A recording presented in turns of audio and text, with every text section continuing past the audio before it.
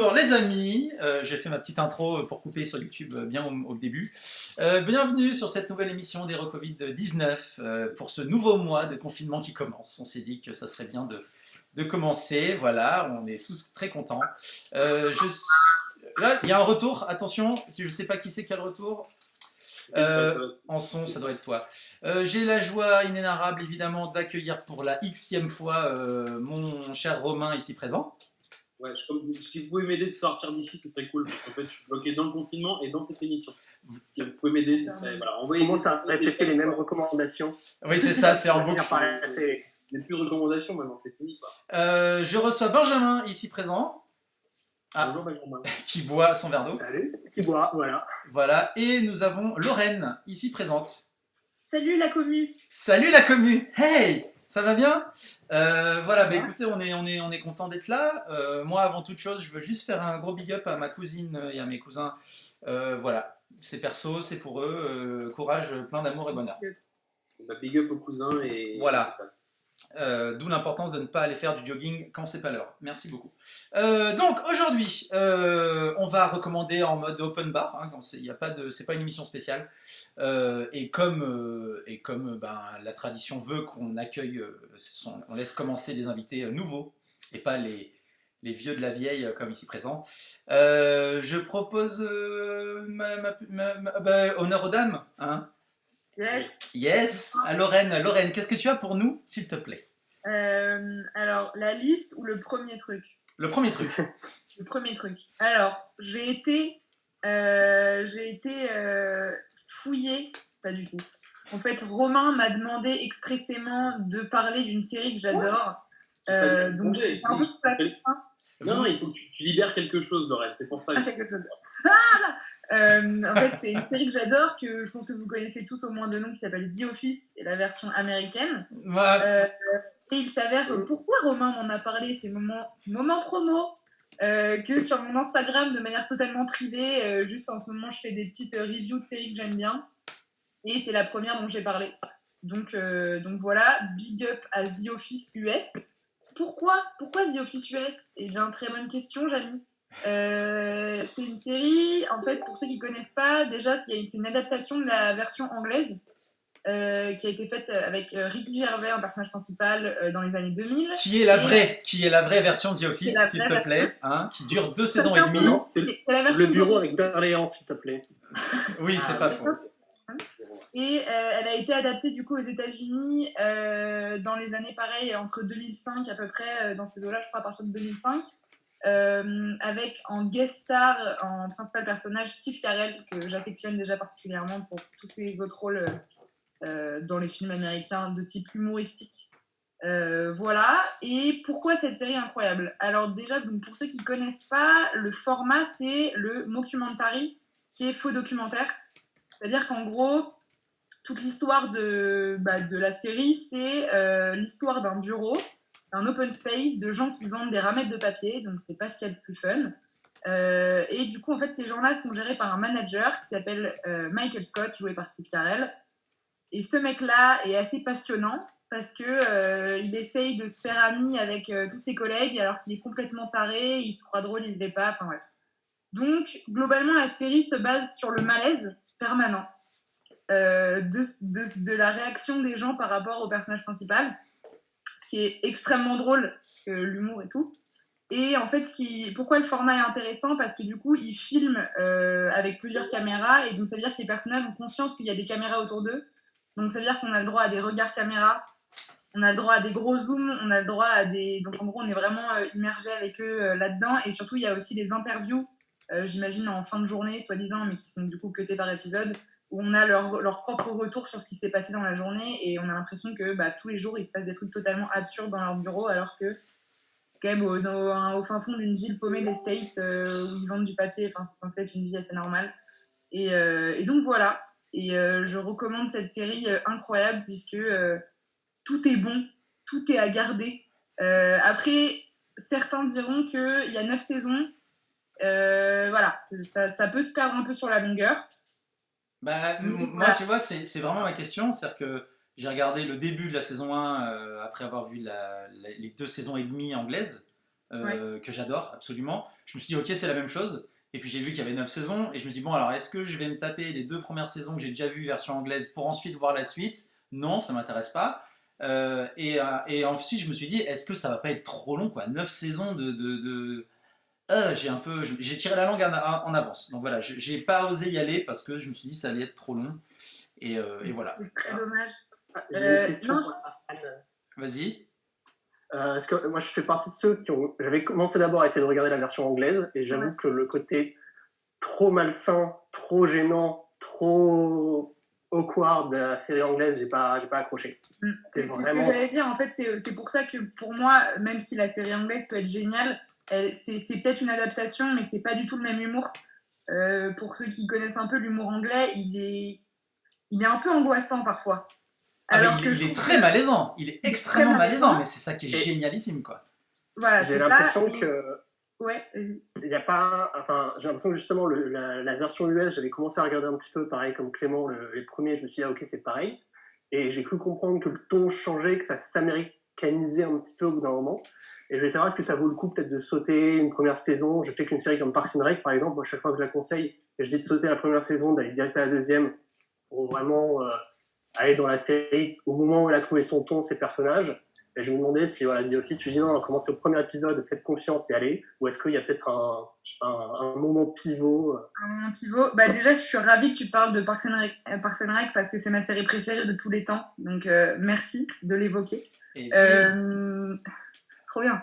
Je pense, en fait, la première saison, comme dans Parks and Rec, en fait, c'est le pilote, c'est quelques épisodes.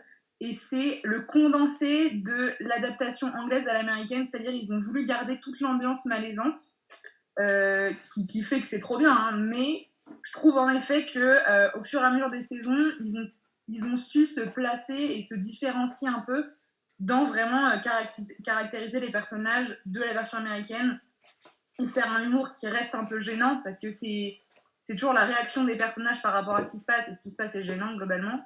Mais c'est quand même, c'est un humour plus américain, c'est plus de références, je trouve que c'est moins angoissant, malaisant que l'anglais, que la version anglaise, mais c'est marrant quand même. Donc je dirais, en fait, oui, en soi, tu peux débarquer en pleine saison 2 en ayant loupé quelques épisodes, en soi, dans le fil de l'histoire, c'est pas gênant. Après, je trouve ça toujours bien de voir aussi d'où ça démarre pour voir comment ça évolue et pouvoir apprécier l'évolution. Très bien, voilà. Ok. On a Mathis, on a Mathis qui nous dit bonjour, on a Robin qui est là. Donc voilà, on embrasse, on fait des câlins à tout le monde, c'est cool de passer nous voir. Voilà, juste petite, je le dis pour le dire, hein, ça fait toujours plaisir. Mon Benjamin, vas-y, dis-moi. Non, je veux juste savoir, c'est sur Amazon? C'est sur quoi Amazon, oui. Sur Amazon, ok. Bon, bah, The Office, à part les petites guerres de chapelle, ouais, la version anglaise c'est mieux américaine. Ça reste du gros niveau de dingo dingue en termes de vannes, en termes de rythmique, en termes d'écriture, de malaise. Donc voilà, c'est super. Voilà, n'hésitez pas, faut y aller. Sur Amazon, ça n'a pas été sur Netflix pendant un moment, non, bon, non. Sur la Netflix US, mais pas en France. Et ce que je dirais aussi, juste un dernier point, c'est que cette série, elle est un peu pionnière dans tout ce qui a été lancé après. Bah, du coup, c'est les mêmes créateurs que Parks and Rec, que Brooklyn Nine-Nine, que tout ce genre de séries comiques 20 minutes. C'est un peu une des premières séries qui a lancé cette vague. Donc c'est aussi pour ça que c'est génial, c'est que c'est un peu la Bible, quoi. C'est plutôt de l'ère de la nouvelle sitcom. Parce qu'en fait, le truc, c'est que si tu veux, c'est que la sitcom, c'était toujours un truc comme Friends, en fait, dans le même propos de 24 épisodes de 20 minutes et tout dans l'année. Et The Office, c'était le début, sauf que là, on était dans des vrais décors, on était sur de la repompe de séries anglaises. Et il y avait ce truc de comédien du Saturday Night Live dont vient Steve Carell qui rentrait à l'intérieur. C'était plutôt une nouvelle vague qui a amené la suite, en fait. C'est la continuité de toutes ces sitcoms en studio et en live qui étaient déjà faites, quoi. Mais au moins, c'est cool, c'est que les gens qui ont un manque de bureau parce qu'ils en ont marre d'être chez eux, au moins comme ça, ils pourront être tranquilles avec The Office, quoi. C'est pas un problème. Et rappeler que les coachs, c'est pas si fun que ça. C'est ça. Voilà. Ah ouais, d'accord, c'est comme ça le bureau, j'y vais pas.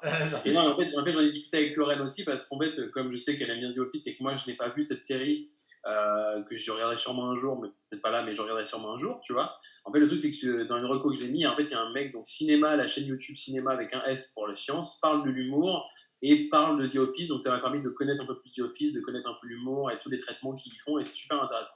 D'accord. Voilà, c'est une petite de 40 minutes, mais qui est bien réfléchie.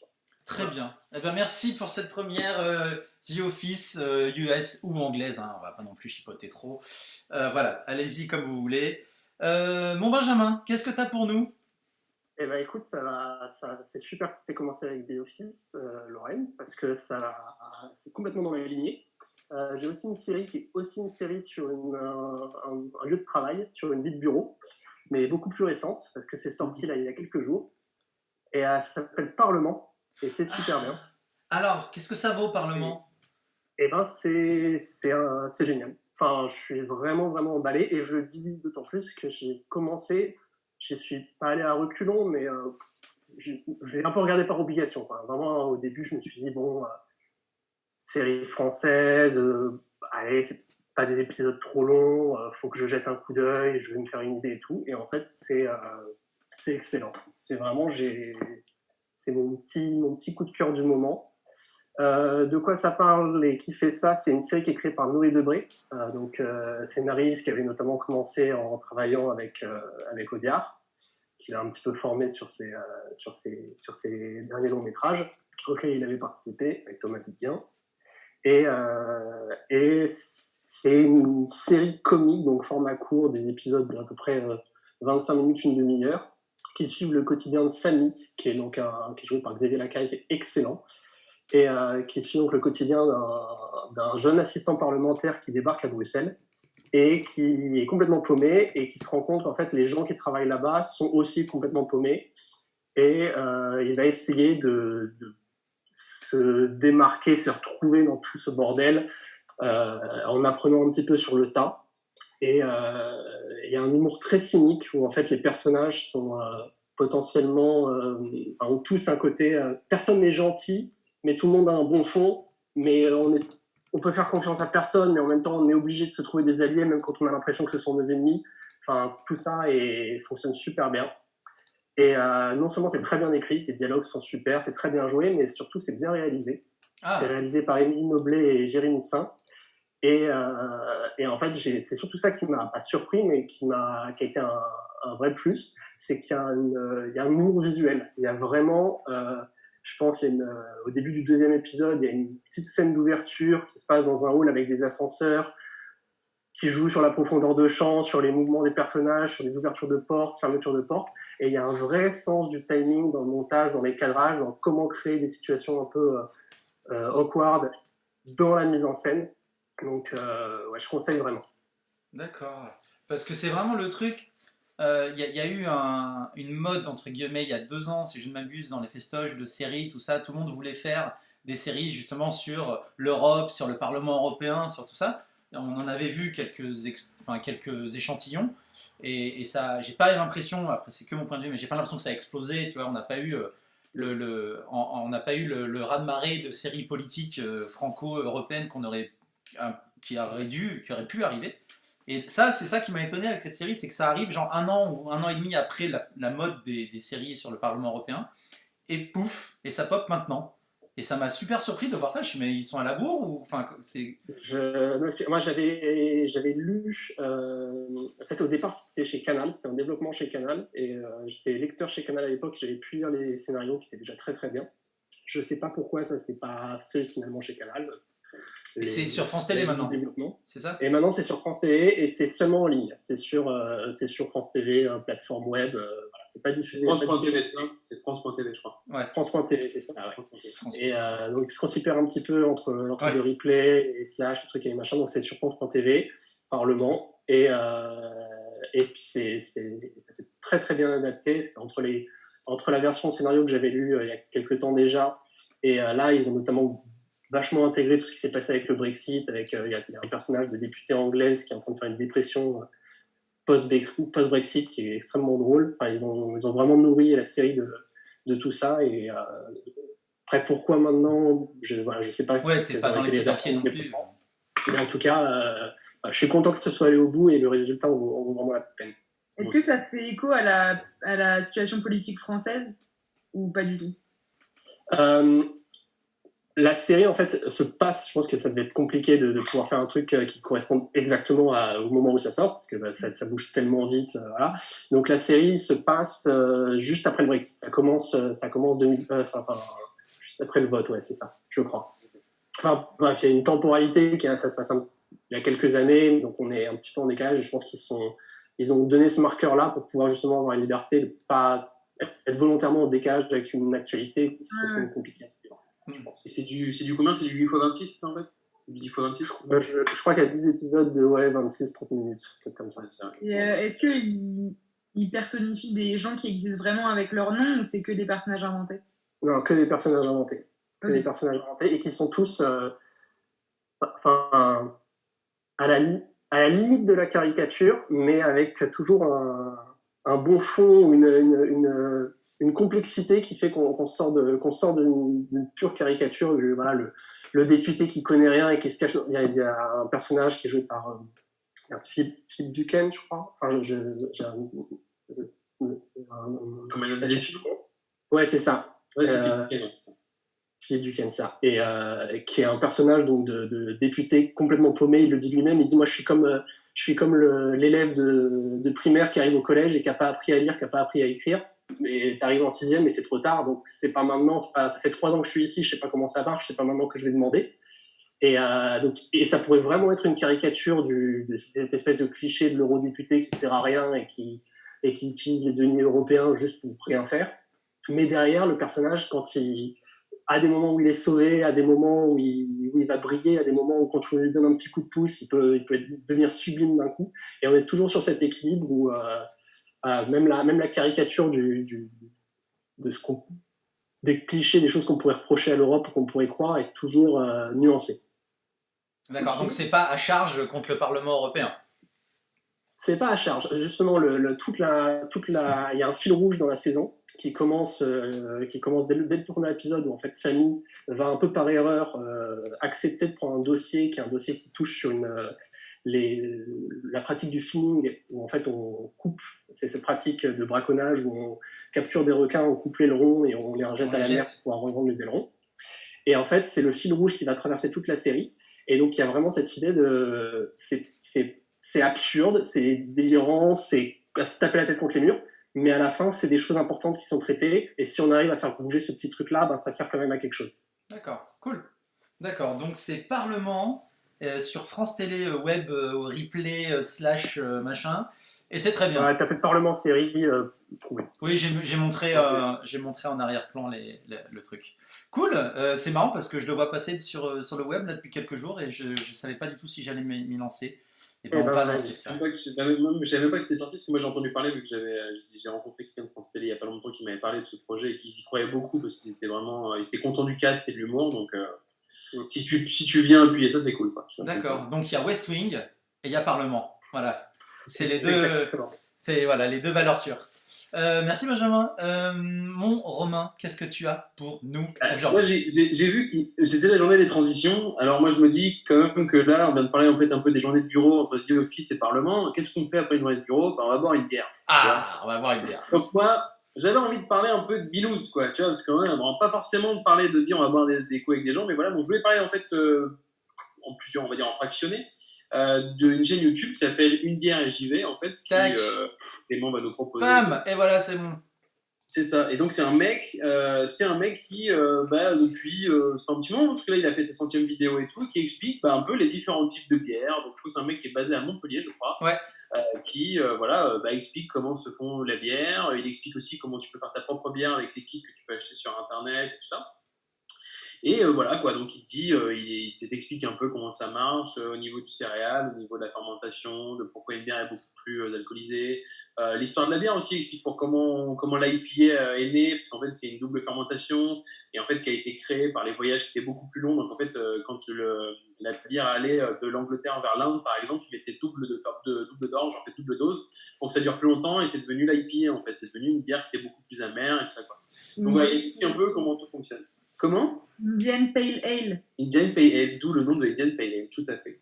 Et donc voilà, donc il explique un peu tout ça, et là je suis allé faire un petit tour sur sa chaîne pour voir un peu qu'est-ce qu'il proposait.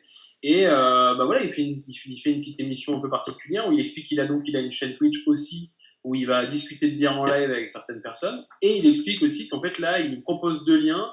Un qui s'appelle Bierissima, qui est en fait une map sur laquelle tu peux trouver, en fonction de l'endroit où tu es, où est-ce que tu peux commander des bières à des producteurs indépendants. C'est-à-dire qu'en fait, tu peux trouver des brasseries qui sont pas loin. Donc là, je sais que la Bierissima, on l'a regardé avec Clément tout à l'heure, c'est une carte en fait. C'est à l'image, Romain, c'est à l'image. Donc il y a l'image, vous avez l'image en direct, et donc en fait voilà, il y a vraiment plein de points en fait où, par exemple, moi je sais que là où je suis, il y a la brasserie Gallia en fait qui fait des livraisons et qui fait en fait des livraisons de bière à partir de 24 bouteilles quoi. Et après il y a un autre, le SNBI, donc le syndicat national des brasseurs indépendants, a fait la même carte. Comme ça, vous pouvez avoir un petit complément et ça vous permet de voir en fait de continuer à faire vivre les petites brasseries qui n'ont pas des grosses fortunes, de pouvoir acheter de la bière en fait dans ce temps de confinement qui ne vendent plus du tout dans les restaurants et ça. Donc là, je trouve la démarche très intéressante et voilà. Là, par exemple, donc là, les gens ont la carte. Hein. Donc là, j'ai tapé Montpellier et tout de suite, je suis sur la carte de Montpellier et j'ai 1, 2, 3, 4. Voilà, j'ai toutes les brasseries qui sont autour et qui peuvent livrer quoi. Donc vous pouvez faire ça de n'importe quel endroit de la France. Il y en a un paquet, hein, mine de rien. Bon, il y a un peu des déserts de bière, faut le savoir. J'espère que vous n'êtes pas là-dedans. Mais on observe qu'en Bretagne, ça va. Île-de-France, le Nord, c'est plutôt pas mal. Vers Lyon, Montélimar et tout aussi. Ah, c'est rigolo de voir les Bordeaux. Voilà. C'est mis à jour en ligne là, genre même avec le confinement et les usines qui ferment. Ça a été mis en place pour le confinement en fait. C'est-à-dire que c'est vraiment à jour pour le confinement. En fait, ils ont mis une map en place pour pouvoir en fait, sauvegarder un peu l'économie de la bière, quoi. C'était un peu ça. Très important. Très important. Moi, je dis ça très important. Bon, après, voilà, c'est juste que comme je sais que tu vas faire des gros... Je sais que par exemple, je crois qu'il y a des brasseries où il y a plusieurs brasseries qui se mettent ensemble et comme ça, en fait, tu peux faire un package de plein de brasseurs différents. Et comme ça, tu as un package de 24 ou 30 bouteilles, tu vois, de plein de brasseurs différents. Et comme ça, tu peux tester plein de trucs en même temps. Ça t'évite d'acheter 24 bières et tu sais pas si tu l'as goûté et qu'elle est pas bonne. C'est un peu dommage d'avoir acheté 24 bières. C'est vrai. Le fameux pack de lait. Voilà, le fameux pack de lait. Ouais. Donc voilà, c'était ma petite reco. Alors, tu peux me redonner le nom de la chaîne YouTube du mec, s'il te plaît ? C'est une bière et j'y vais. Et j'y vais, c'est G-I-V-A-Y-K. J'y vais. Et alors, il faut savoir que moi, je ne bois pas de bière du tout. Mais j'ai découvert cette chaîne il y a 2 mois. Et régulièrement, je regarde un peu parce que c'est passionnant. Le mec raconte... moi, c'est surtout les histoires de la bière avec un grand H. C'est comment on en est arrivé là, pourquoi la Heineken c'est de la pisse, pourquoi nanana, nanana, nanana. Et pour quelqu'un qui n'y connaît rien comme moi parce qu'il ne boit pas, c'est super intéressant. Et au moins, je peux me la péter en société, même si je ne bois pas. Genre, non, je bois pas ça, pourquoi ? Parce que tu comprends, blablabla, blablabla. Et au moins, je passe pas pour un alcoolique et je fais croire que j'ai un peu de culture. Je vais t'expliquer pourquoi la Heineken que tu bois est dégueulasse. C'est très simple. Oui, Tu passes pour quelqu'un de très sympathique dans ces moments, je suis sûr. Tout le monde t'adore. C'est ça. Alors, Jamy, la bière, comment ça marche ? Donc voilà, mais une bière j'y vais. Et donc, la carte pour les amateurs de bière, je vais vous la mettre aussi dans les j'ai oublié de la noter. Donc, c'est la carte, tu me dis, de... Comment elle s'appelle ? Je sais plus, mais c'est Bierissima. Après, t'as la bière et après, c'est la bière du syndicat national des brasseurs indépendants. Voilà, donc n'hésitez pas à soutenir les brasseurs qui se la donnent. Hein. Faut boire, les amis, pour sauver la France. Très bien, ok. Eh ben, écoutez, une belle recommandation d'alcoolique, c'est bien. Moi, je vais un peu quitter le numérique. Alors bon, effectivement, c'est un peu compliqué. Bon courage pour la transition après ça. Ouais, non, mais là, il n'y aura pas de transition du tout. Moi, j'ai le vrai. Donc, je vais vous parler d'un jeu qui s'appelle Sherlock Holmes. Détective Conseil. Alors, Sherlock Holmes Détective Conseil, c'est le jeu auquel vous pourrez jouer quand vous pourrez sortir. Vous prenez ça avec vous, vous allez dans un parc et vous jouez à ça. Qu'est-ce que c'est Sherlock Holmes ? C'est un jeu d'enquête, comme on les aime, sauf que c'est ultra cool, c'est ultra beau. C'est-à-dire que le jeu, ça, c'est dans cette belle boîte magique. Et en gros, il y a 10 affaires. Les affaires sont présentées par un livre comme ça. C'est en mode jeu de rôle, vraiment, il y a des textes à lire. Donc moi, je joue ça avec mon amoureuse. Donc il y a une mise en contexte, voilà, c'est 3e affaire, l'orphelinat emprisonné, 4 juillet 1888. Et donc il n'y a qu'un petit texte qui explique le contexte, un petit peu de dialogue. Et après, c'est vraiment un peu le livre dont vous êtes le héros en fonctionnement. C'est-à-dire que voilà les indices, qu'est-ce qui se passe ? Voilà, on a retrouvé telle personne. Alors, telle personne, d'accord, donc cette personne, où est-ce qu'elle est? Donc, il y a tout l'annuaire de Londres, parce que ça se passe à Londres. Donc, il y a des centaines de noms. Chaque nom donne à une espèce d'adresse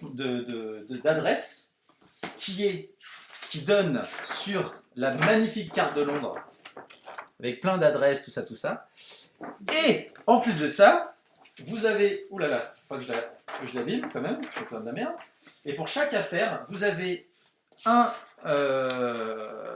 la page du journal du jour, avec plein d'articles complètement, enfin certains qui servent à rien, et donc il faut aller à la pêche aux indices, aller voir un petit peu qu'est-ce qui se passe et tout ça. Et donc dans les éléments qu'on trouve dans ces articles de journaux, et puis en faisant des regroupements entre les personnes et qu'est-ce qui se passe et les distances qu'ils mettent entre les endroits, enfin voilà, vraiment un truc d'enquête, et ben on peut choisir dans le déroulé de l'enquête, voilà, si je choisis d'aller voir le mec, si je le trouve, je peux aller à 12 NO, tu vois, donc hop, voilà. Et après, ben, tu te laisses guider par tes choix. Et le but, c'est d'arriver à une conclusion que tu notes. Et à la fin, pour tout ça, tu as une petite enveloppe avec la solution. Voilà, elle est là-dedans, je ne la regarde pas. Et si tu as trouvé, t'es bon, et si tu n'as pas trouvé, t'es une merde. Voilà, en gros. C'est même pas ça, c'est qu'en fait, le truc, c'est que tu as le droit d'avoir un nombre d'actions. Et le but, c'est il faut trouver en fait la solution avant Sherlock Holmes. Sauf qu'en fait, c'est imbattable. Mais voilà. Alors, ouais, c'est impossible. Ça faut savoir que nous, on a, en fait, avec ma chouchoute, on a essayé. Et en fait, on s'est dit, non mais nous, on veut profiter de cette enquête, on veut faire les détectives. Donc, fuck Sherlock Holmes. De toute façon, on s'en fout, c'est nous qui décidons. Donc, on a fait notre première enquête qui a duré 4 heures. 4 heures. Alors, et il fallait finir avant 1h30. Après, on a vraiment fait les psychopathes à chercher tout, machin. Donc, voilà, soit tu joues la montre et tu respectes ce délire de temps, soit tu joues comme tu as envie. Et là, tu peux prendre ton temps et te casser la tête et faire des schémas et des machins et des coups. Enfin, c'est super cool. Nous, on part en se disant, s'il y a 4 heures d'enquête de temps par enquête et qu'il y a 10 enquêtes, on a 40 heures, c'est un bon gros jeu vidéo, hein. Donc on a le temps. Et c'est surtout super agréable parce que les journaux sont super bien faits. Enfin, vraiment, c'est ultra bien foutu. C'est super agréable. Des fois, on a l'impression qu'on est teubé parce qu'on trouve pas, quoi.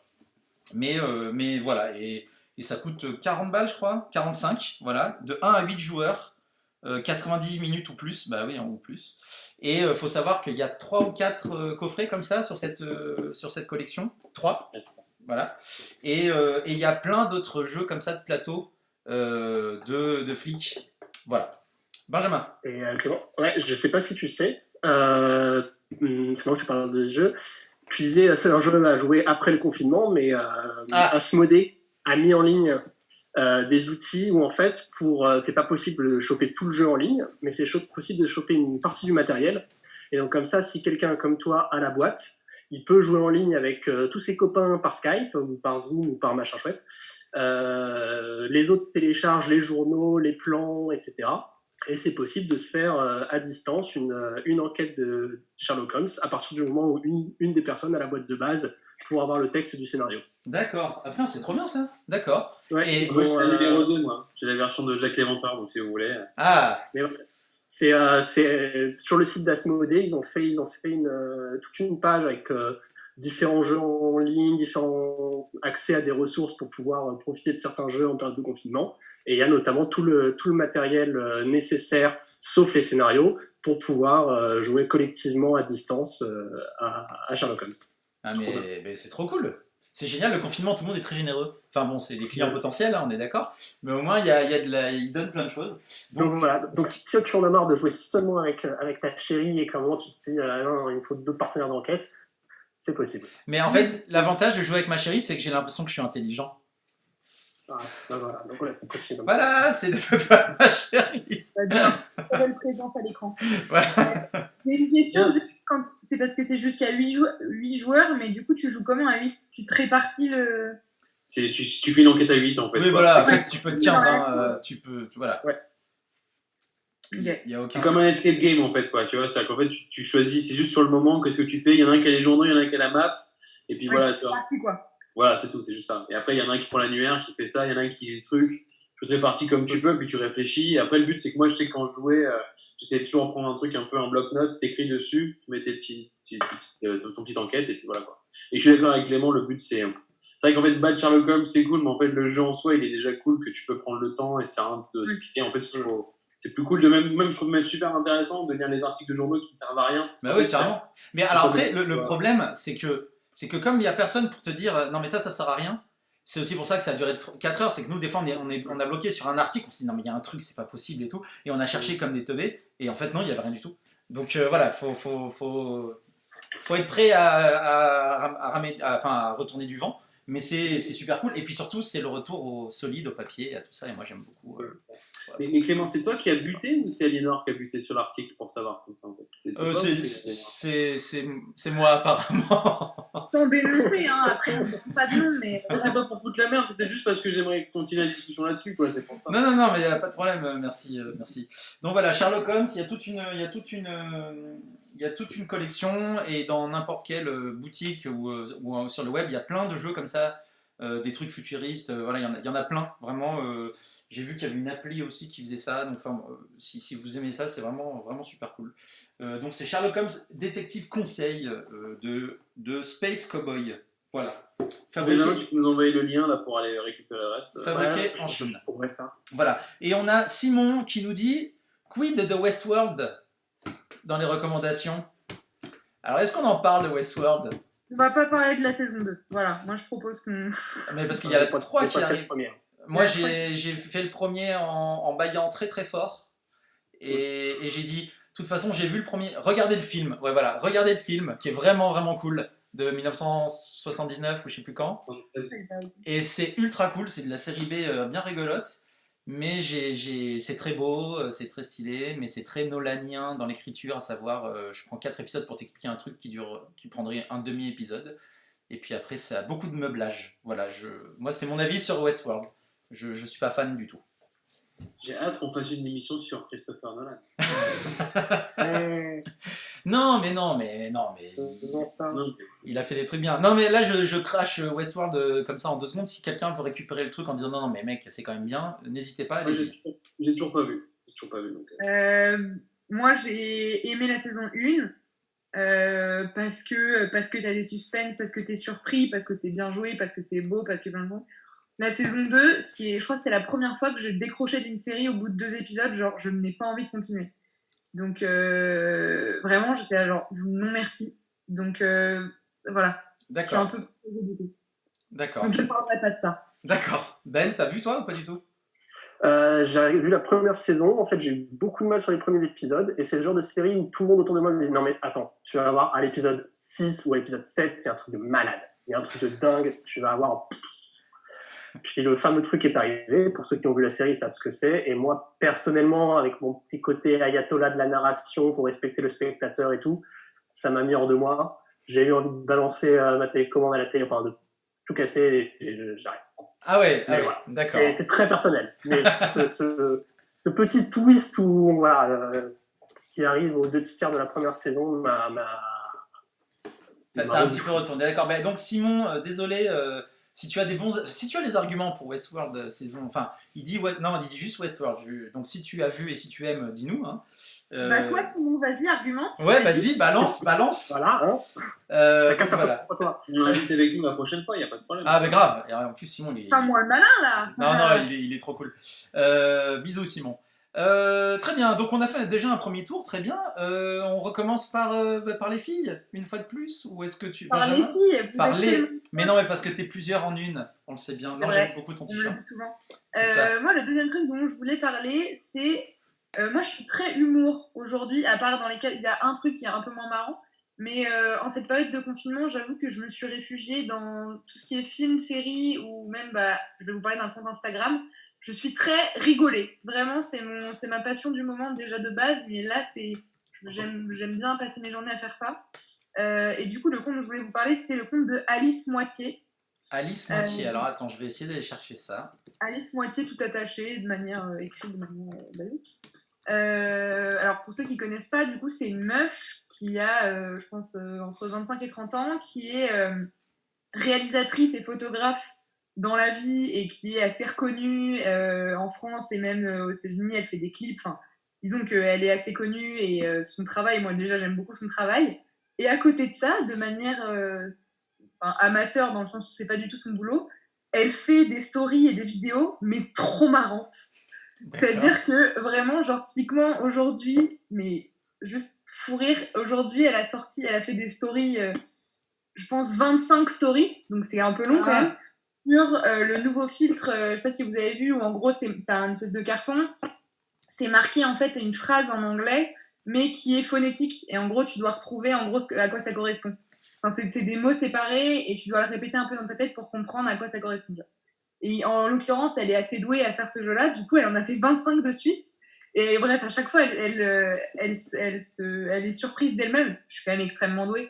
Enfin bref, et du coup cette meuf qui à l'origine a un truc très artistique s'est lancée dans les stories marrantes, ou je sais pas si à l'origine elle en a fait pour ses potes et du coup elle les a laissées et je sais pas d'où c'est venu, mais juste elle me régale chaque jour. Donc voilà, pour ceux qui veulent rigoler, vraiment c'est juste du plaisir pur. Et même si c'est pas les stories que vous pouvez regarder tous les jours, elle en a mis à la une de ces petites perles, genre elle retrouve son journal de quand elle avait 7 ans.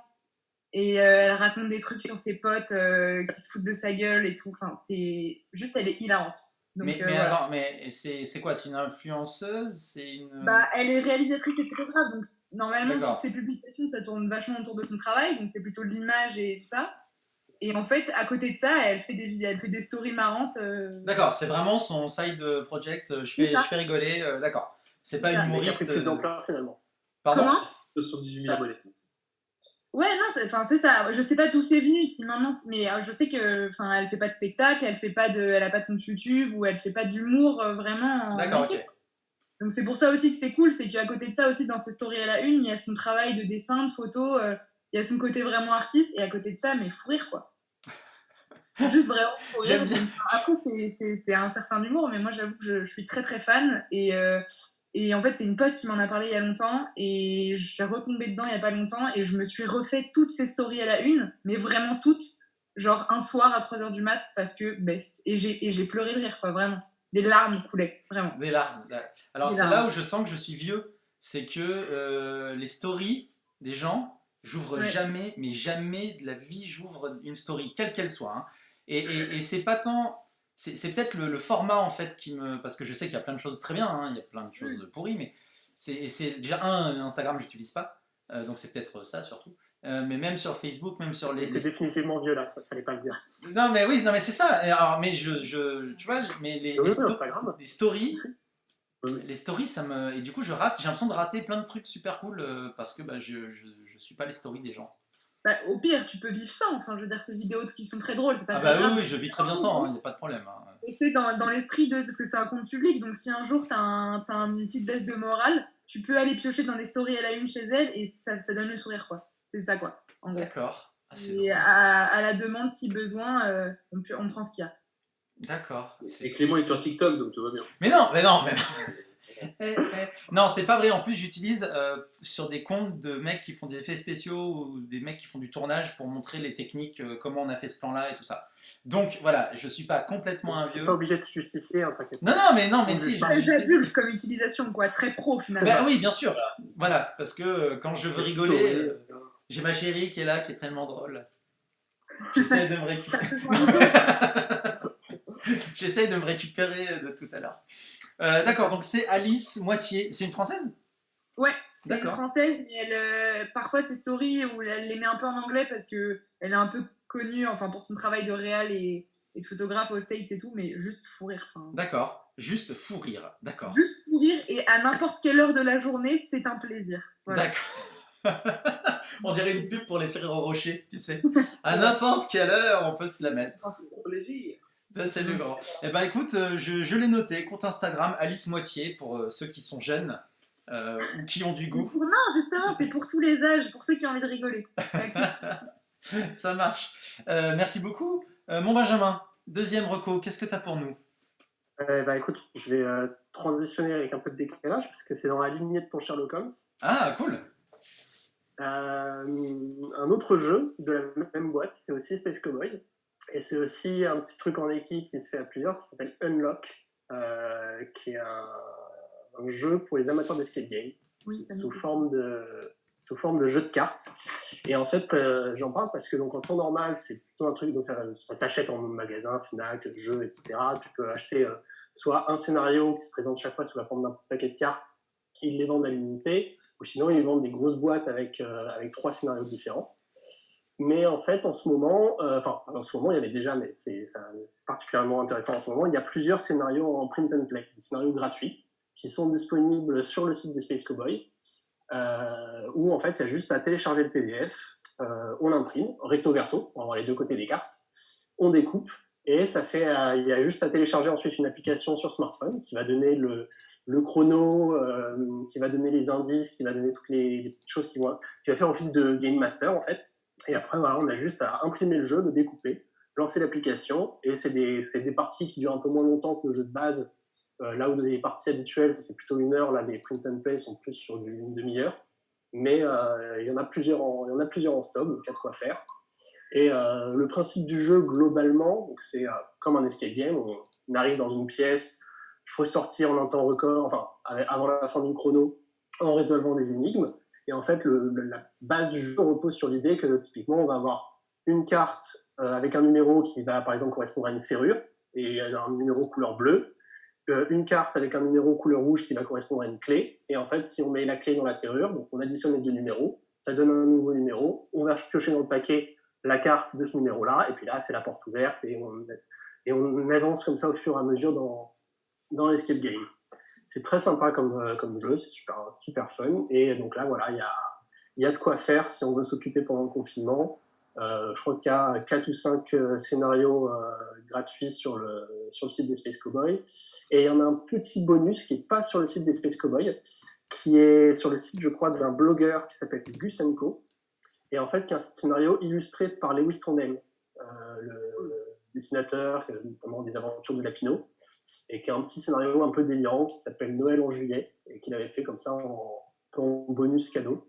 Donc voilà, qui est aussi disponible. Alors là, vous, Benjamin, tu ne le vois pas, mais là, les gens, je suis sur justement les cartes à télécharger en PDF.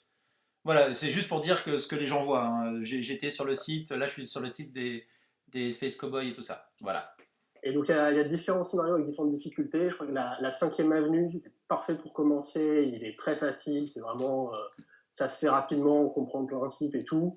Il y a Donjon de Douaran, un truc comme ça, qui est un truc un peu médiéval fantasy, qui est un peu plus élevé, assez intéressant. Et il y en a un pour ceux qui veulent vraiment relever du gros défi, c'est le Temple de Ra, et qui est dans une thématique égyptienne, genre Égypte antique et tout, et qui est en fait un scénario qui avait été conçu par les équipes où ils se sont dit on va essayer de faire le scénario le plus difficile auquel on peut penser, un scénario qu'on ne pourrait même pas vendre tellement il serait trop difficile, on ne peut pas se permettre de mettre ça en vente, mais on le met gratos sur le site. Et regarde d'ailleurs, là je suis sur la page, donc il y a 5e avenue, le donjon de Douaran, il y a l'élite, il y a la poursuite de Kabrakan, et le temple de Ra, c'est le seul des 5 où il y a télécharger la solution.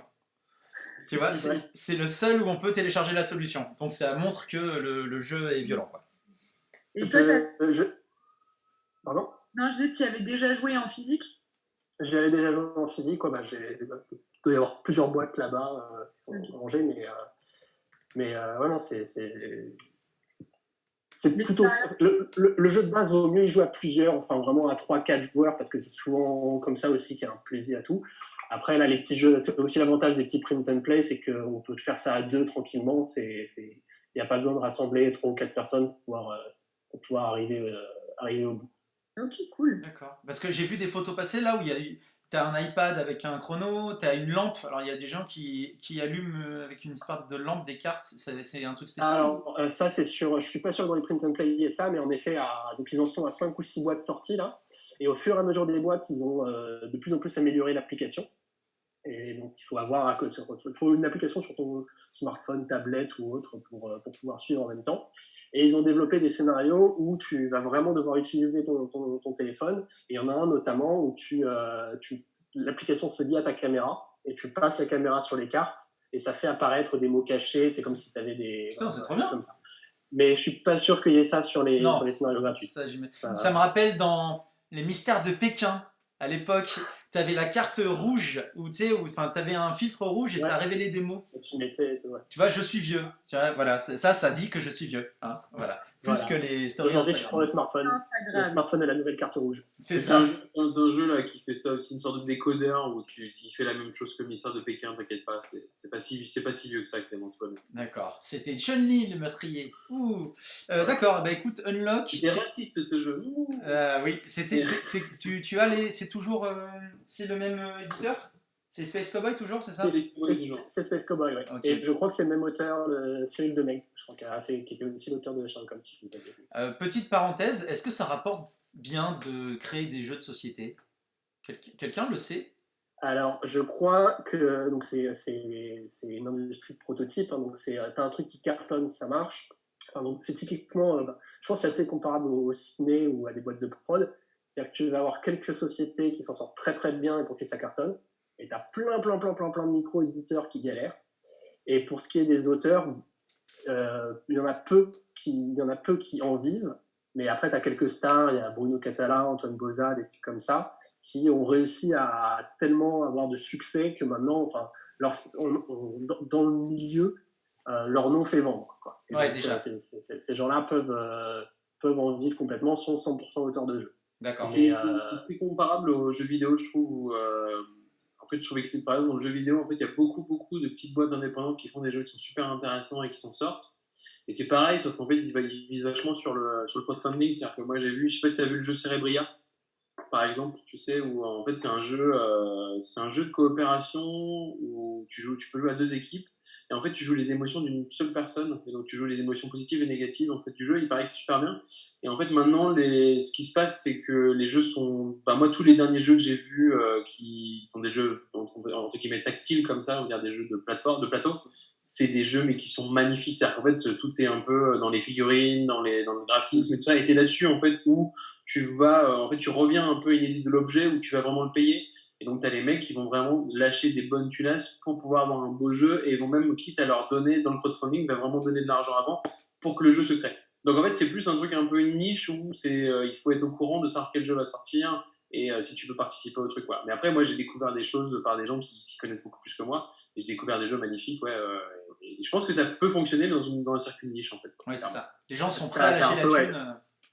Donc, tu as soit ce circuit ou magasin, etc., où le nombre de jeux qui sortent par an, c'est ahurissant. Je crois que c'est 300 jeux, enfin, c'est un truc énorme, mais sur tous ces jeux, il y en a plein qui vont rester même pas 2 mois et qui vont, une fois qu'ils sont en rupture de stock, ils sont pas renouvelés.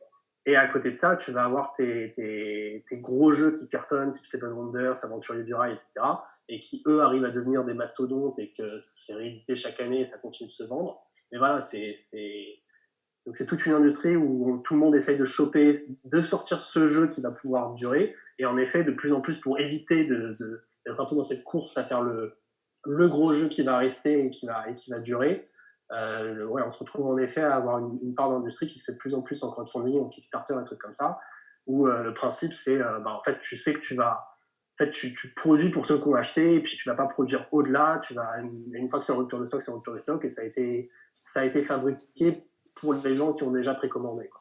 D'accord, ok. Bon, bah écoute, Unlock chez Space Cowboys, si vous voulez vous amuser, avec la version gratos sur Internet. Voilà. Mon Romain, moi, je voulais parler du jeu de Dada, parce que c'est un jeu que personne ne connaît, Qui avec des petits chevaux. Ah. Voilà. Non, c'était une blague. Non, moi, je vais parler d'un autre truc collaboratif, qui est Unlock et Sherlock, parce qu'il faut parler de la transition.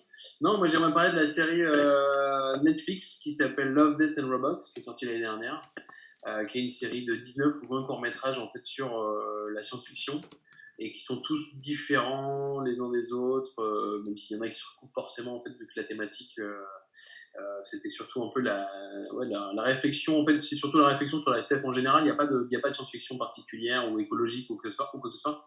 Mais voilà, et c'est toute une série de courts-métrages qui ont été, entre guillemets, chapeautés par David Fincher, parce qu'il est aussi producteur et je pense qu'il a géré la direction artistique, en fait, de l'ensemble. Et voilà, je trouve qu'il y a de tout. En fait, il y a pas de. Moi, je sais qu'après mon souvenir, je sais qu'il y avait un petit truc qui était marrant, c'est que l'ordre l'ordre des films était différent en fait en fonction de ton adresse IP. Donc en fait, je crois qu'il y avait des gens qui avaient un ordre différent des autres, tu sais, par rapport à ça. Mais il y en a tout, quoi. Il y avait vraiment du court-métrage en fait tout coloré au court-métrage hyper dark, à celui qui est dessiné jusqu'à celui en fait qui est vraiment fait en 3D, du scénario qui est très simple au scénario très compliqué. Mais en fait, je trouve qu'il y a tout un truc un peu à défendre. Donc, il y en a mieux. Je pense qu'il y en a qui touchent plus certaines personnes que d'autres. Mais en partie, je trouve ça très intéressant. Et je trouve ça très créatif. On va dire que tout d'un coup, tu reviens à une certaine liberté en fait, que tu as dans l'animation sans se prendre la tête sur un long métrage. Donc, on revient vraiment sur des histoires courtes où j'ai toujours un peu de mal à chaque fois avec les courts-métrages classiques qu'on peut voir et tout. Et là, je trouve que les histoires fonctionnent, sont très courtes. Et c'est vrai qu'il y en a un que j'avais bien aimé, mais surtout dans la forme, c'était surtout celui qui avait été réalisé par les mecs qui ont fait Spider-Man Into the Spider-Verse. Okay. Je sais plus le nom du court-métrage, je n'ai pas assez bossé, excusez-moi pour ça, mais voilà. Mais voilà, il y avait un court-métrage qui faisait partie. Enfin voilà, donc je voulais en parler. Je sais pas si vous l'avez vu. Moi j'ai vu, c'est absolument sublimement beau. Techniquement parlant, c'est assez ouf. C'est souvent très pessimiste. Et il y a de tout. Il y a de la grosse bagarre en arène de robots. Il y a celui où l'espèce de fermiers doivent repousser des attaques de monstres avec un design très dessin animé, très Fortnite presque. Il y a les deux robots qui se baladent dans un monde où l'humanité a été ravagée. Et ces deux robots, c'est un humour un peu à la Portal. Deux robots qui se demandent et qui se disent alors c'était quoi les humains, et donc ils sont dans un... Et vraiment ils se mettent dans les situations qu'on connaît tous, et c'est extrêmement drôle. Et il faut voir ça, quoi. C'est un peu moi j'ai pas vu ça depuis Animatrix en fait. Une espèce de best-of de la SF avec les technos qu'on a aujourd'hui en animation.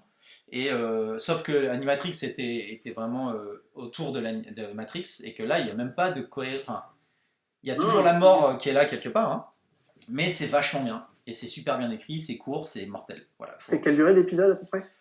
C'est court-métrage, donc ça va de 5 à 12 ou 13. Ouais, voilà, c'est ça. Okay.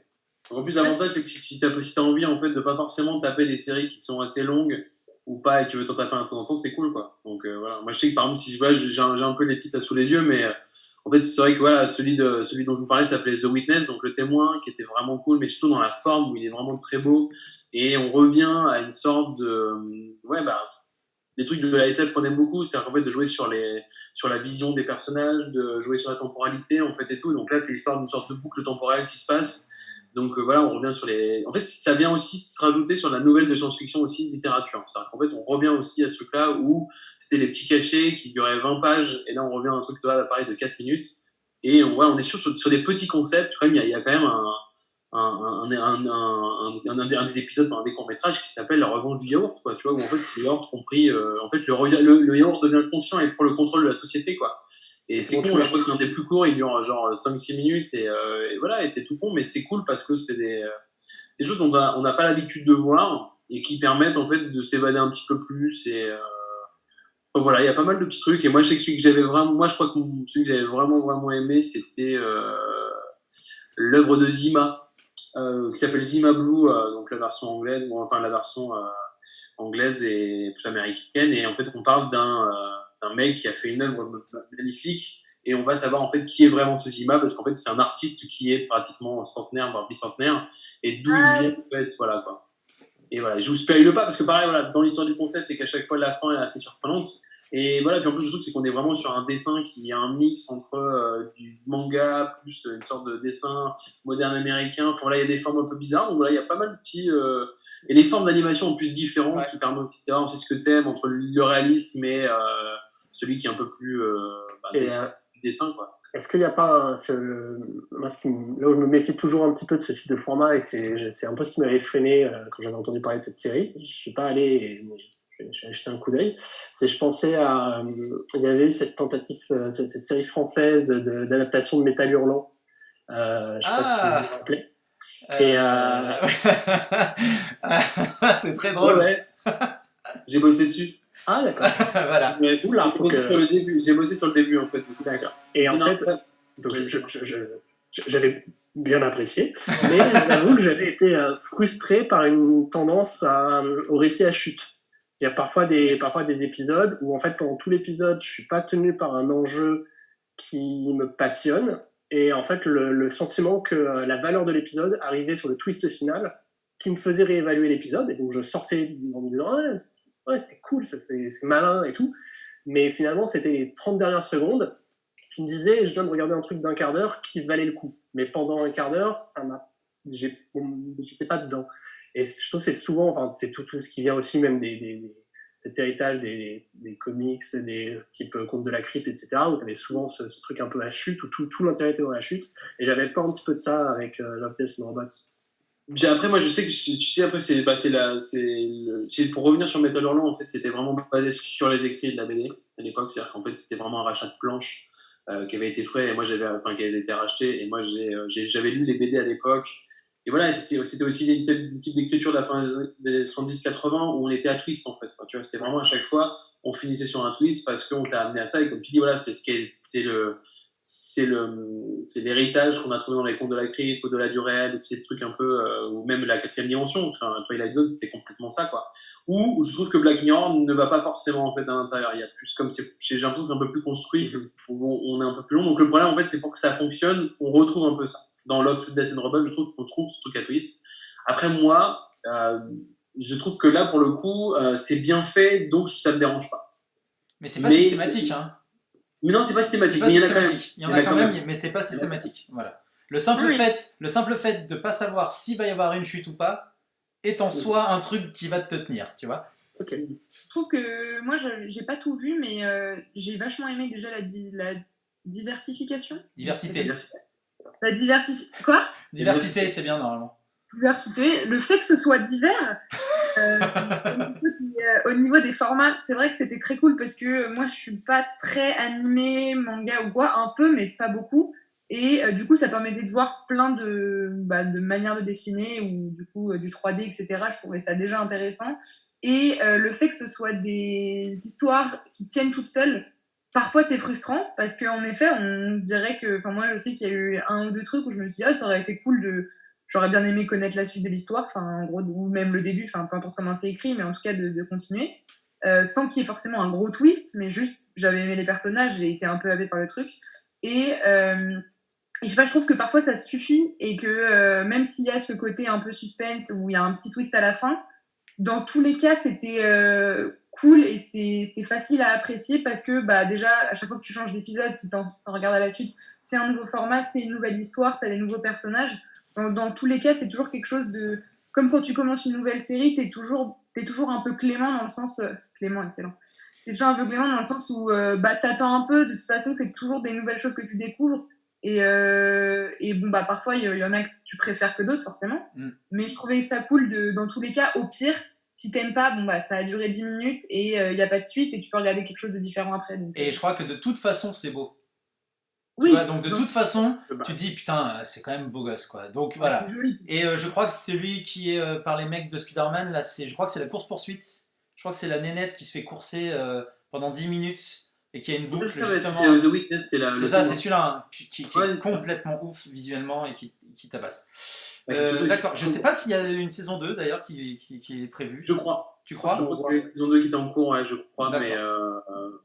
En tout cas, c'est cool. C'est cool. Oui, je t'ai vu. Non, c'est très très cool en tout cas. Regardez ça, c'est pas long et puis ça fait plaisir de voir de la grosse SF qui pique, qui est belle quoi. Et David, de toute façon. Quoi.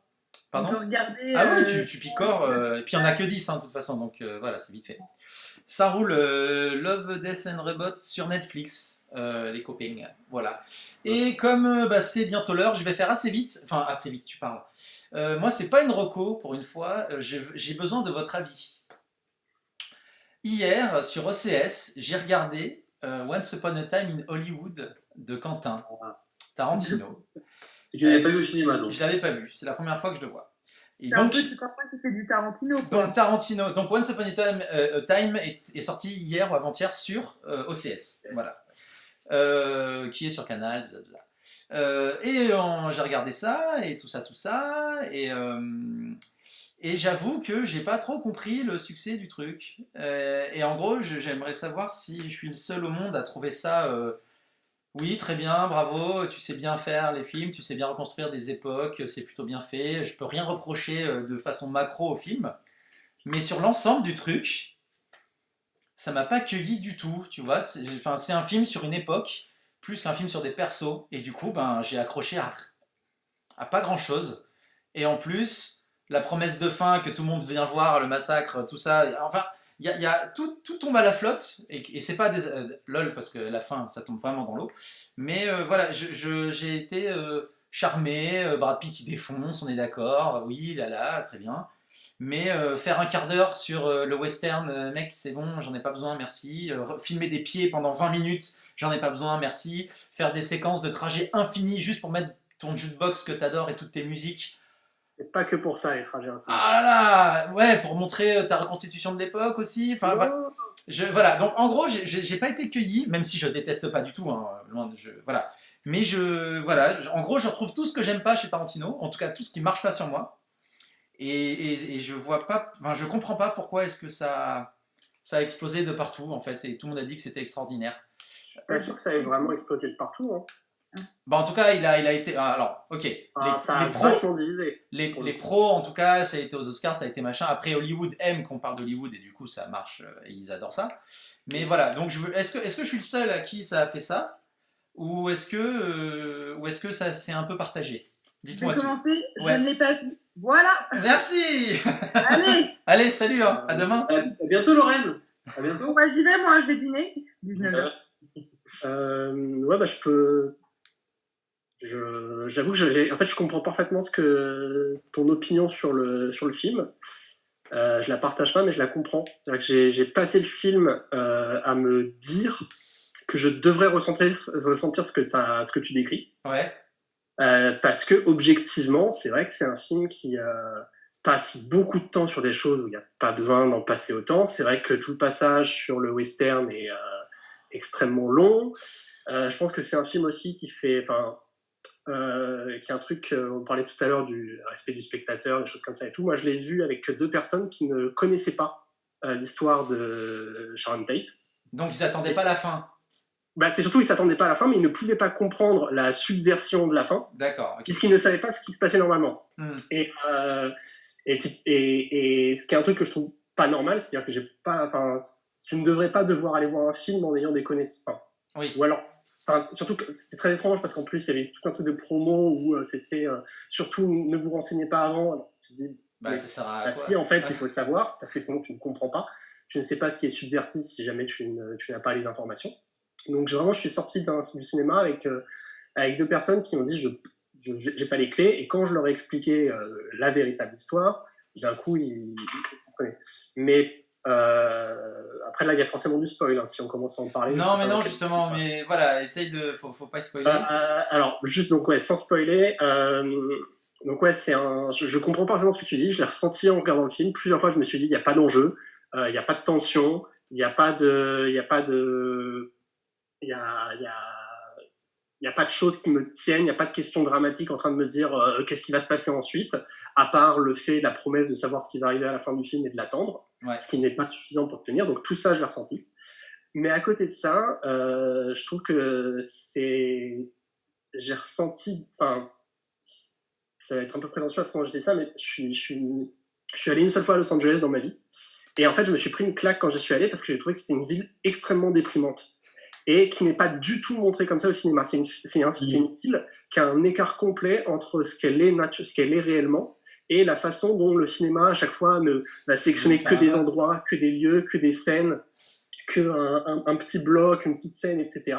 Et en fait, la représentation d'Hollywood et la représentation de Los Angeles au cinéma est une représentation cinématographique, montée, cadrée, glamourisée, etc. Et pour moi, c'est le premier film que je vois qui te montre réellement ce que c'est Hollywood, les 2 facettes, c'est-à-dire le côté à la fois glamour, le cinéma, etc. Mais aussi, c'est une ville où en fait, c'est des petits noyaux, c'est ta maison. Et puis après, tu prends une voiture et tu fais un long trajet d'1 quart d'heure où tu te fais chier pour aller à un autre petit noyau qui est une salle de cinéma. Puis après, tu te refais un long trajet d'1 quart d'heure où tu te fais chier pour aller à un autre petit noyau qui est un studio.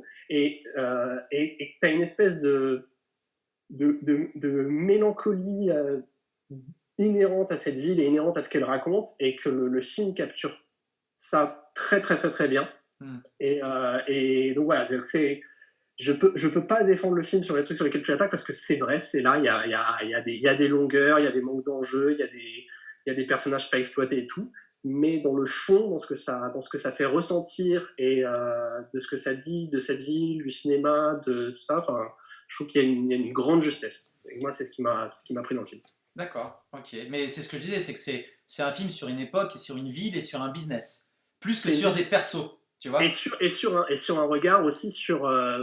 parce que t'as tout un côté méta, bien sûr, sur la mort d'un certain cinéma, là, qui est... dans tous les bouquins d'histoire du cinéma, on donne l'histoire de Sharon Tate souvent comme une espèce de moment symboliquement clé de la bascule de la mort d'Hollywood et de l'arrivée du nouvel Hollywood et toutes ces choses-là. Et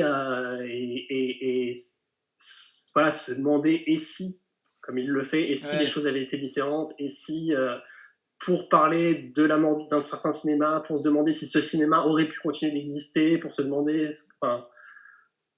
ouais, c'est une réflexion sur la fin d'une époque, la fin d'un certain type de film, la fin d'une certaine façon de faire des histoires, et de se demander si tout ça aurait pu continuer à survivre ou pas. Ok, ouais. Une question, quand tu dis que il disait de pas se renseigner, mais que toi, justement, tes potes qui s'étaient pas renseignés avaient pas les clés, est-ce qu'en se renseignant, ça spoil l'histoire ou pas? Non. Et en fait, justement, c'est... Des éléments ou pas? Enfin, c'est comme si... c'est comme si tu regardais Inglourious Basterds sans savoir ce qui s'est passé à la Seconde Guerre mondiale. Ce serait un peu dommage. Enfin, tu vois. Donc, est-ce que tu peux nous parler un peu du coup des trucs à savoir peut-être avant de le voir? En gros, lire la page Wikipédia, Sharon Tate. Voilà, non mais c'est con, mais c'est juste ça, quoi. Si tu ne sais pas qui est Sharon Tate, si tu ne sais pas ce qui lui est arrivé, il y a une ironie dramatique inhérente au film, mais qui nécessite. Tu es censé regarder le film en te disant, quand Sharon Tate est à l'écran, en te disant, je sais ce qui lui est arrivé. Et si tu n'as pas cette attente-là, ben chacun de ces passages à l'écran est vide. Mais tu vois juste une femme à l'écran, tu vois juste un personnage. Alors que si tu sais qui elle est, et si tu sais ce qui lui est arrivé, ces scènes-là sont chargées. Oui, mais ce truc-là est extérieur au film. Mais voilà, mais moi j'ai un problème avec ce système-là parce que ça amène à quelque chose qui remet en cause toute cette charge-là. Parce que tu connais de l'histoire. Mais bref, je veux pas spoiler rien du tout. Romain, tu l'as vu toi ou pas? Moi je l'ai vu au cinéma et tout, et je me suis... en fait, je suis partagé. En fait, je comprends... En fait, le truc, c'est que je pense qu'en fait, on est tous partagés. Et je pense que c'est Quentin Tarantino par lui-même, en fait, qui partage. C'est-à-dire qu'en fait, le truc, c'est que si tu veux, c'est que... C'est pas Tarantino qui fait ce film et que tu le fais 20 ans avant. En fait, c'est un film qui est génialissime et tout. Sauf qu'en fait, là, pour moi, c'est en... Après, j'ai pas vu Les 8 salopards, enfin, c'est Hateful Eight, là. J'ai pas vu ce film, tu vois, parce qu'on m'a dit que il était un peu dans la même rythmique, en fait, moi, je vois Tarantino se regarder faire du cinéma. Ah bah, voilà. De toute façon. Malheureusement. C'est-à-dire que, non, mais avant, ça me dérangeait pas, parce qu'en fait, il y avait... Non, mais je pense aussi qu'en fait, le truc, c'est que ce film-là, moi, je trouve où il est bien, c'est qu'il est dans son époque, et qu'en fait, les gens qui, entre guillemets, regardent ce film, c'est aussi une critique de la société d'aujourd'hui, en fait, clairement. C'est-à-dire qu'en fait, aujourd'hui, si le film est partagé, c'est qu'en fait, on n'a pas du tout la même lecture de la fiction comme Tarantino le faisait à l'époque. C'est-à-dire que quand il fait Pulp Fiction, il mélange plein de toute la règle du montage, en fait, et de l'ordre chronologique, en fait, des choses qui fait que ça fonctionne. Et si tu remets dans l'ordre, en fait, c'est un film classique, entre guillemets, et ça tient par ses personnages. C'est la même chose sur Once Upon a Time, sauf qu'en fait, en Hollywood, sauf qu'en fait, ici, moi, je vais plus le comparer, en fait, pour moi, ça a été vraiment, en fait, comment on appelle ça, une sorte de recette avec des putains d'ingrédients où il manquait un liant dedans, en fait, quoi. Voilà. C'est-à-dire que tout d'un coup, il est plus parti. Alors, en fait, il savait que ça allait gérer, tu vois, que Hollywood, à cette époque-là, allait fonctionner, qu'en fait, il allait avoir, en fait, les beaux costumes, les beaux studios, que DiCaprio est très bien, que Brad Pitt est encore mieux que DiCaprio, en fait, dans ce film, tu vois, en fait, sur l'ensemble. Mais en fait, l'histoire de Sharon Tate, en fait, moi, je savais de quoi ça parlait, en fait, l'histoire de Sharon Tate et tout. En fait, j'ai pas compris. Quand j'ai vu la fin, j'ai pas compris où il voulait en venir. Qu'en fait, il y a... On approche beaucoup du spoiler. Hein. Ouais, non, mais c'est pour ça. Non, mais ce que je veux dire, c'est qu'en fait, quand on arrive à la fin, c'est de se dire, ouais, est-ce que. Ouais, qu'est-ce que. Sans parler du spoil, c'est pas du tout ça, mais c'est juste de dire, en fait, je suis arrivé à la fin, en fait, on m'a raconté une histoire, en fait, sur des personnages, tu vois, tout le long. Et j'avais un manque de lien, en fait. J'avais un manque où j'avais dit, mais en fait, où est-ce qu'on va, en fait, quoi, tu vois. Et c'était vraiment, en fait, sur de l'exposition. Et je pense que soit tu accroches à l'exposition, soit tu te dis, mais en fait, soit tu attends une histoire et tu as envie d'accrocher à une histoire. Et en fait, je pense que les gens qui n'ont pas aimé, c'est qu'en fait, ils n'ont pas accroché en fait, à l'histoire parce que ça ne racontait rien. Et il y en a qui ont appris plus le côté filmique, le côté objet du film. Et je pense qu'en plus, aujourd'hui, on est beaucoup plus. Alors après, on dit ça parce qu'on est dans le milieu, mais on est vraiment aussi beaucoup plus critique sur la façon de faire une fiction. On est beaucoup plus critique. Moi, c'est comme ça que je le vois. C'est plus comme ça que mais voilà, mais moi, c'est pas que j'aime pas le film, hein, du tout. Hein. C'est vraiment que j'ai fini le film en disant, ok, tous les trucs, toutes les trames, tous les persos auxquels j'ai essayé de m'intéresser, soit il n'y a pas d'intérêt, soit l'intérêt que je cherche et j'attends une fin. Ben ça vient pas. Tu vois, la séquence où Brad, il y a un moment, un petit suspense où il doit aller dans une baraque pour chercher un mec. Et il build pendant 15 minutes avec des jeunes qui font ah non mais faut pas aller lui parler au gars et tout. Et ça build. Et à la fin tu fais ah ouais. Mais pareil, et en fait le film entier fait ça. Un peu moins, mais cette scène fonctionne aussi si tu sais quel est ce ranch, si tu sais qui est si tu sais qui sont ces gens. Oui. Et c'est un film qui fonctionne énormément sur de l'ironie dramatique. Oui, mais qui n'est pas récompensé à la fin. Extérieur au film. Oui, mais qui n'est pas récompensé à la fin. Tu dis ah bah non. Elle est récompensée. Mais à nouveau, je suis pas complètement d'accord, Romain, quand tu dis on est sur le côté très Tarantino habituel et tout. Enfin, justement, moi, c'est ce qui m'a surpris, à la fois déçu, à la fois dans ce film, c'est que je pense que beaucoup de personnes qui ont été déçues par ce film ont une certaine idée d'un cinéma Tarantino d'action, de récompense, de trucs fun, rythmés, punchy et tout. Et pour moi, c'est un peu le premier film où il donne vraiment beaucoup plus d'importance au fond, à son propos, à ce qu'il veut raconter, à son idée d'un pouvoir de la fiction qui permet de réécrire les choses et qui permet de faire des deuils, et qui permet d'imaginer des choses, de récompenser, de rétablir des injustices, et que seule la fiction est capable de faire ça, et que par contre il laisse complètement de côté, et ça peut être frustrant, l'idée d'accrocher le spectateur en permanence avec des scènes, avec du rythme, avec des trucs qui pètent tous les quarts d'heure, comme on pourrait s'attendre habituellement. Non, mais il y a donné de l'importance à des persos qui n'en ont pas. Sharon Tate, tout le film, tu la vois, elle se kiffe, ah là là, je veux me voir au cinoche. Meuf, tu sers à rien du film. Moi, je suis pas dans la... C'est pas Transformers où j'attends des trucs de partout. C'est juste, me mets pas des trucs devant les yeux en me disant... Ah, et à la fin, non. Et même, c'est-à-dire que ce que tu dis dans le fait de pouvoir changer le monde, sans spoiler, ben, mets ça au milieu et montre-moi tout ce qui se passe après. Parce que là, en fait, tu vois, je me dis, ok, et le seul perso qui a un vrai parcours, c'est DiCaprio dans ce putain de film. Ouais. Brad Pitt, il défonce. Il est tellement stylé, il est tellement beau gosse, il est tellement drôle, tellement détente. Mais son perso... Enfin voilà, tu dis ok, t'as à nouveau, c'est un film de fond. Tu parles de la scène de Sharon Tate au cinéma. Si tu regardes cette scène en te disant qu'est-ce qui va se passer, il va se passer quelque chose, il va arriver un truc qui va changer la trajectoire de ce personnage et tout. Non, c'est pas le cas. Par contre, non seulement c'est une scène à nouveau chargée par l'ironie dramatique si tu sais ce qui est arrivé au personnage, à la personne réelle, mais c'est aussi une scène sur ce que c'est qu'être acteur. Enfin, la scène, si tu regardes la trajectoire de la scène où tu passes d'une autoglorification de la personne, où en gros je me vois sur l'affiche et je viens me présenter à la caissière en disant je suis une star, donc il y a un truc de distanciation, de star system, et puis en fait petit à petit c'est se regarder, c'est se rappeler du travail que tu as fait en tant qu'acteur, c'est entendre le public rire, et c'est se sentir récompensé par le public qui ne se rend pas compte du travail que tu as fait, mais que toi, d'un coup, tu as une récompense directe. Enfin, il y a un truc sur le métier d'acteur dans cette scène extrêmement juste. C'est une scène de pur propos. C'est pas une scène d'action, c'est pas une scène avec des enjeux dramatiques, c'est une scène de propos. Vas-y, mademoiselle, oui, pardon. J'ai une anecdote, je sais pas si c'est avec toi, Romain, que j'en ai parlé, mais j'ai ouï dire que, du coup, je n'ai pas vu le film, mais j'ai ouï dire qu'il y avait une scène de charpenterie où Brad Pitt était torse nu, et apparemment, cette scène qui n'est pas très longue a nécessité 6 mois de workout pour ça. Ah, mais même moi, et malgré mon hétérosexualité galopante, faut être ouvert.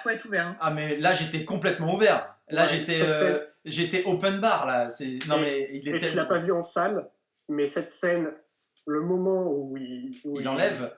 Non, le moment où il saute. Ah oui. Il a son petit moment parcours là. Tu sens dans la salle qui est clairement et masculin et féminin. Ouais, et, ouais. et rien que ce genre de petit moment de cinéma. Réunit tout le monde, quoi.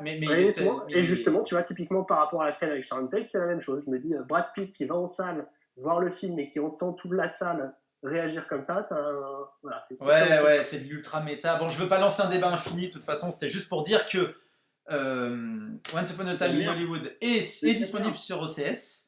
Allez le voir. Une fois de plus, non, c'est pas de la merde du tout. Moi, je serais comme ça. C'est ça, ouais. Voilà. Ça va être le petit pouce, en fait. Voilà, le petit pouce en l'air. Non, mais c'est trop long, mais il y a plein de choses, et Brad Pitt défonce sa race, c'est le mec le plus cool de l'univers quand tu regardes, bref. Donc allez le voir, faites-vous votre avis. Benjamin nous dit c'est un film à notice. J'aime beaucoup à savoir il faut que tu aies tout le truc à côté pour le voir, voilà. Lisez la notice avant, c'est important. C'est ça. Moi je l'ai plus pris comme des successions de scènes qui étaient des scènes de brio que en fait un film en entier dans lequel je m'y suis retrouvé. C'est ça le problème en fait, c'est que tu vois, c'est que moi j'avais besoin d'avoir en fait une sorte de truc où je me retrouve. Et là, j'ai vu des séquences avec DiCaprio où je fais waouh, j'ai des séquences avec Brad Pitt où je fais waouh, et puis en fait, tu sais, j'ai un vrai manque de liant en fait. Moi, ce qui m'a manqué, c'est un manque de liant qui me tienne en fait du début à la fin. Et sans spoiler, je vais te dire un truc comme ça en fait et tout. Moi, la séquence avant la fin où en fait on a une sorte de time-lapse qui fait où il va en Italie, tu vois et tout, bah ça m'a complètement paumé dans le film. C'est-à-dire que j'en avais pas besoin. Je me suis arrivé là-dedans, je disais, mais non, j'ai pas besoin. En fait, je l'ai vu se faire kiffer en fait, faire des trucs de mec qui a tenu un vidéoclub il y a 30 ans. En fait, je l'ai vu faire ça. Tu vois, et c'est ça qui m'ennuie encore avec Tarantino, et c'est pour ça que je dis que c'est, même si tu as de l'action dans les autres films qu'il a fait ou pas et tout, c'est qu'en fait tu reconnais sa patte dans les dialogues, dans la façon de faire et tout ça, et en fait il est toujours en train de se faire kiffer, et des fois à mauvais escient, et là je trouve que en fait je pense que c'est à deux doigts d'être un putain de film, et ça ne l'est pas parce qu'en fait il n'a pas, il y a une sorte de, il y a eu un problème quelque part pour moi. Il y a Tarantino qui fait du Tarantino, qui le sait et qui se regarde faire. La discussion juste avant qu'il sorte de la bagnole à la fin et qu'il monte. Oh là là, attends, mais c'est quoi ce film? Attends, t'aimes le film? Et tout fait. Oh là là, mais on l'a dans tous tes putains de films, mec. La discussion sur le sujet qui sert à rien, juste avant un truc super violent. C'est bon, on l'a vu. Tes gros pions sur les pieds. Bon, là, ils sont sales les pieds. Ouh, t'es trop un mec de ouf. Par contre, je pense que. Enfin, la vision de la femme de ce mec est problématique. On est d'accord. C'est que des putains de meufs super jeunes, bonasses. Il y a une nana moche pour faire genre, il y a une meuf moche dans mon film. La petite brunette là qui fait la chaudière, c'est abusé. Il y a des plans, mon gars, c'est son cul, et le plan, tu avances un peu, tu enlèves son cul, hein. Ça ne change rien. Non, c'est un champ contre champ avec Brad Pitt et un cul. Et ça donne envie, hein. Ah mais c'est là, moi là-dessus, ce mec-là, j'ai un problème avec lui sur la présentation des nanas. Bref, Benjamin, on a compris que c'est très bien. Moi, on a compris que je suis mitigé. Romain et Lorraine, voilà. Non, Lorraine, tu l'as pas vu. Je suis mitigé aussi, hein, mais faut le voir. D'accord, oui, regardez-le, ça reste, il y a des trucs très drôles et Brad Pitt défonce. On a débordé de 17 minutes à cause de ça. Je voulais pas lancer le débat, mais apparemment, voilà. Ça, c'est pas mal, mais c'est le débat qui maintient les gens ils veulent du sang et tout ça. Merci les gens, merci Lorraine, merci Benjamin.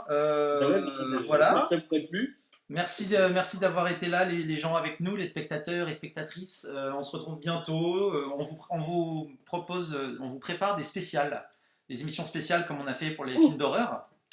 Et puis d'autres open bar, comme on dit, un sujet alternatif et multiple.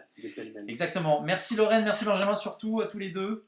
Merci à toi. Merci la commune. Merci. allez voir les stories de Lorraine. Vous abonner à la chaîne. Oui, c'est ça. Retour de Totoro. C'est ça. Ah oui. Mettez la petite cloche. Alors, je tiens à dire juste, j'ai pas mis Totoro géant parce que ma chérie a fait cette magnifique décoration suspendue et je voulais lui rendre hommage. Donc voilà. Et j'ai pas mis ma super casquette parce qu'elle m'a coupé les cheveux. Voilà. Donc à partir de la prochaine fois, il y aura la casquette et le Totoro. Merci à tous. Vous restez là, on va se faire un bisou off-air. Je coupe juste le stream Facebook et on se retrouve. Salut les gens, bisous.